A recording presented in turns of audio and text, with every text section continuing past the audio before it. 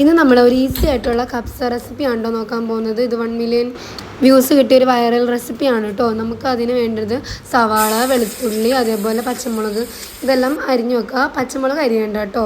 എന്നിട്ട് നമ്മൾ ഫസ്റ്റ് തന്നെ വെളുത്തുള്ളി ഒന്ന് വാടി കഴിയുമ്പോൾ ഒരു ഗോൾഡൻ ബ്രൗണിഷ് കളറായി വരുമ്പോൾ പിന്നീടാണ് നമ്മൾ സവാള ഇടുന്നത് കേട്ടോ. എന്നിട്ട് നമുക്കൊന്ന് ചെറുതായിട്ടൊന്ന് ഇളക്കി കൊടുത്തതിന് ശേഷം നമുക്ക് പച്ചമുളക് അരിയാതെ നമുക്ക് ഇട്ട് കൊടുക്കുക കേട്ടോ. ഞങ്ങളിങ്ങനെയാണ് ചെയ്യുക. ചിലവർ റൈസ് ഇട്ട് കഴിയുമ്പോൾ നമ്മൾ മേളിൽ കുത്തി കൊടുക്കുന്നുണ്ട്. പിന്നെ ആവശ്യത്തിന് ഉപ്പ് ഇട്ടിട്ട് ഇളക്കി കൊടുക്കുക കേട്ടോ. അതിന് ശേഷം നമ്മൾ തക്കാളി അരച്ച് വെച്ച പേസ്റ്റാണ് ഇപ്പോൾ നമ്മൾ ഒഴിച്ച് കൊടുക്കുന്നത്.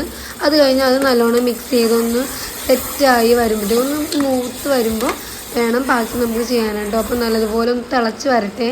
അങ്ങനെ നമ്മുടെ തക്കാളീൻ്റെ പേസ്റ്റ് നല്ലതുപോലെ തിളച്ച് വന്നിട്ടുണ്ട്. പിന്നെ അതിനകത്തേക്ക് ആവശ്യമായിട്ടുള്ള കപ്സ മസാലയും ചിക്കൻ ക്യൂബും മല്ലിപ്പൊടിയും മുളക് പൊടിയും മഞ്ഞൾപ്പൊടിയൊക്കെ നമുക്ക് ഇട്ട് കൊടുക്കാം കേട്ടോ. എന്നിട്ട് നമുക്ക് നല്ലതുപോലെ ഒന്ന് മിക്സ് ചെയ്ത് കൊടുക്കാം. ഇത് നല്ലതുപോലെ മിക്സ് ചെയ്യണേ, അടിപ്പിടിക്കാതെ തീ കുറച്ചിട്ടിട്ട് വേണം ചെയ്യാൻ. നമുക്ക് അത് കഴിഞ്ഞിട്ട് ആവശ്യമുണ്ടെങ്കിൽ കുറച്ചും കൂടി ഓയിൽ ഒഴിച്ച് കൊടുക്കാം കേട്ടോ. നമുക്ക് കാണുമ്പോൾ അറിയാലോ ഒരു പരുവം.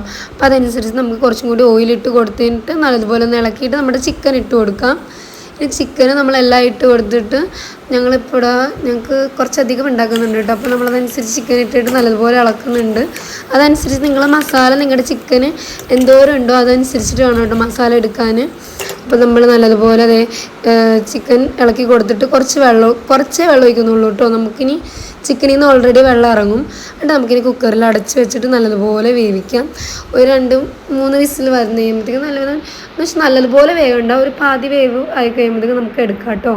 എന്നിട്ട് നമ്മൾ ആ ചിക്കനെല്ലാം കോരി മാറ്റുന്നുണ്ട്. ഫുള്ളായിട്ടെല്ലാം കോരി മാറ്റിയിട്ട് വേണം ഇനി നമുക്ക് നമ്മൾ പാത്രത്തിൽ ഓയിൽ ഒഴിച്ച് കൊടുക്കുന്നുണ്ട്.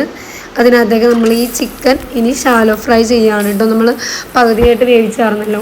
ഇനി നമുക്കിതൊന്ന് നല്ലതുപോലെ ഒന്ന് പൊരിച്ചെടുക്കാം കേട്ടോ. അതാകുമ്പോൾ നമുക്ക് നല്ലൊരു മുരിഞ്ഞ് നല്ല അടിപൊളിയായിട്ട് കിട്ടും. ഞങ്ങൾ അങ്ങനെയാണ് ചെയ്യാറ്. ചിലവർ നമുക്ക് ഡയറക്റ്റ് വേണമെങ്കിൽ ചോറ് ഇതിനകത്തേക്ക് മിക്സ് ചെയ്തിട്ട് വേണമെങ്കിൽ ഇത് പൊരിക്കാതെയും ചെയ്യാം. പക്ഷേ ഇങ്ങനെ ചെയ്യുമ്പോൾ ഒരുപാട് വേറൊരു ടേസ്റ്റാണ്, നല്ല ടേസ്റ്റ് കിട്ടും. അതുകൊണ്ടാണ്.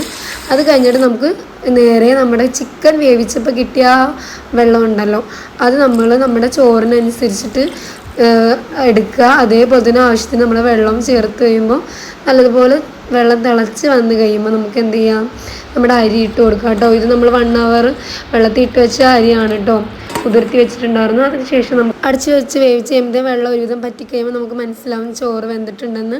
അത് കഴിയുമ്പോൾ നമുക്ക് ചിക്കനും കൂടെ ഒന്ന് തട്ടി കൊടുത്തിട്ട് നല്ലതുപോലെ ഒന്ന് അടച്ച് വെച്ച് ദമ്മിട്ട് കഴിഞ്ഞാൽ നമ്മുടെ കപ്സ റെഡി ആയിട്ടുണ്ട് കേട്ടോ. അപ്പോൾ നമുക്ക് നല്ലപോലെ ഇളക്കിയിട്ട് ദമ്മിടാം. അത് കഴിഞ്ഞ് നമ്മൾ പൊട്ടിച്ചതാണ് കേട്ടോ. നല്ല മണം വരുന്നുണ്ട്. അപ്പോൾ ഒന്ന് ട്രൈ ചെയ്ത് നോക്കുക. അടിപൊളി റെസിപ്പിയാണ്. അപ്പോൾ ഇത്രയൊക്കെ ഉള്ളൂ. അപ്പോൾ നമ്മൾ സബ്സ്ക്രൈബ് ചെയ്യാൻ മറന്നുകൊണ്ട്. Okay, bye. Thank you for watching. By.